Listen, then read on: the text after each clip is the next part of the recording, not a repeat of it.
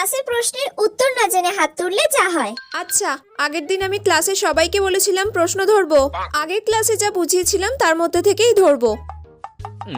আমি তো আজও কিছু পড়া করে আসিনি। রিমি, আগের দিন কিন্তু আমি তোকে বলেছিলাম আজ আমি তোকে পড়া ধরবই, আর তুই যদি না হাত তুলিস তাহলে কিন্তু তোকে কান ধরে বাইরে বের করে দেবো। আজ কি হবে আমার কে জানে। আরে বাবা, তুই হাত তুলে দিবি, কিচ্ছু হবে না। বলো তাহলে পলাশির যুদ্ধ কবে হয়েছিল? কে পারবে? কি হবে এটার উত্তর আমি তো কিছুই বুঝতে পারছি না। আরে এত সবাই হাত তুলবে, তার মধ্যে কি শুধু তোকেই ধরবে নাকি?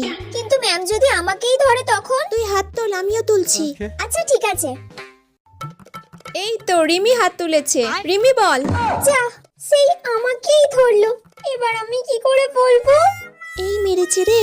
ম্যাম আমি জানি না ওটা কি হবে। তাহলে তুই পারবি না যখন কেন হাত তুলেছিস?